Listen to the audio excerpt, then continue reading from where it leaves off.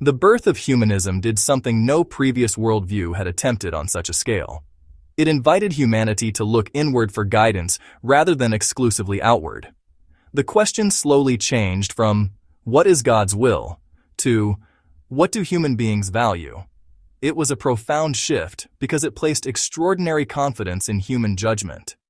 If people were capable of discovering the laws of nature, perhaps they were also capable of designing better governments, creating fairer societies, and deciding for themselves what kind of life was worth living. The individual, who had once been a relatively small character in a much larger cosmic story, gradually became the main character. Human experience, human happiness, and human freedom moved closer to the center of civilization. For centuries, this confidence seemed justified. Scientific discoveries accelerated at a breathtaking pace. Diseases that had once terrified entire civilizations became preventable or treatable. Life expectancy increased dramatically. Transportation connected continents. Communication crossed oceans in seconds. Literacy spread. Democratic ideals expanded. Entire populations experienced opportunities that would have been unimaginable to their ancestors. Humanity had good reason to celebrate itself. We had walked on the moon. We had split the atom. We had mapped the human genome. Every generation appeared capable of accomplishing what the previous generation had believed impossible. But success often changes not only what we can do, it changes how we see ourselves. As humanity solved more problems, many people began believing that there was no problem beyond our eventual ability to solve. Confidence slowly became optimism. Optimism gradually became certainty. And certainty has a subtle habit of transforming into something else. It can become the quiet belief that perhaps we are no longer simply participants in nature, but its masters. Instead of asking how we fit into the world, we increasingly asked how the world could be reshaped to fit us. This way of thinking transformed our relationship with nature itself. Forests became resources. Rivers became infrastructure. Animals became commodities. The earth became something to manage rather than something to belong to. It would be unfair to say that every person embraced this attitude, because many traditions continued to emphasize stewardship and respect for the natural world.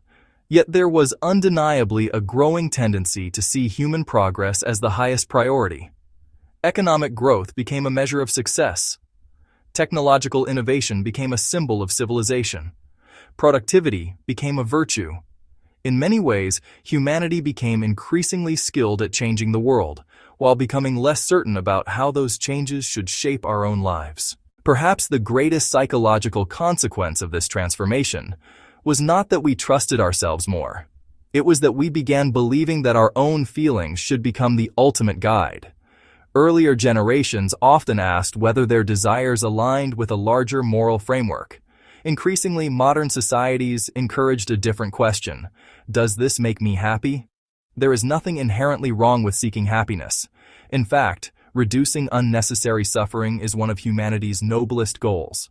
But happiness is a remarkably unstable compass when it becomes the only compass. Feelings change from day to day. Desires evolve. What satisfies us today often leaves us restless tomorrow. When our inner experience becomes the final authority, certainty can become surprisingly difficult to find. Imagine someone standing in front of hundreds of television channels. Years ago, families often watched the same few programs because choices were limited. Today, after scrolling through hundreds of options, many people spend more time choosing than watching. Psychologists sometimes call this the paradox of choice. More freedom can create more hesitation. More possibilities can create more regret. The same pattern appears in modern life. Previous generations inherited occupations, communities, traditions, and identities. Today's generation inherits possibilities. On the surface, that sounds liberating. Yet every possibility carries an invisible burden. If every path is available, then every wrong choice feels like a personal failure. This is one of the great paradoxes of modern civilization. We have more freedom than almost any generation before us, yet many people report feeling more anxious about making decisions.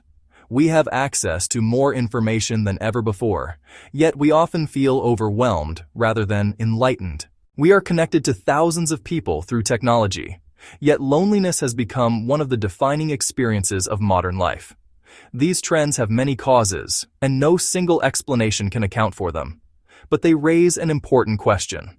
What happens to the human mind when external certainty fades and every individual is expected to construct an identity, a purpose, and a moral framework largely on their own? The answer may lie in understanding something about human psychology that has not changed in tens of thousands of years.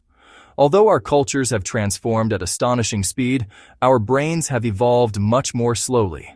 The biological human being living today is remarkably similar to the human being who gathered around campfires during the Stone Age. We still long for belonging. We still fear rejection. We still seek meaning. We still depend on community. Culture has changed in centuries. Biology changes over millennia. This means that many of our modern environments are asking ancient minds to solve entirely new problems. Perhaps this explains why so many people feel caught between unprecedented freedom and persistent uncertainty. We no longer want every answer handed to us, yet we also discover that creating every answer ourselves can be exhausting. We celebrate independence, yet we quietly miss belonging. We admire individuality, yet we ache for community. We have become extraordinarily successful at mastering the external world, while continuing to struggle with the internal one.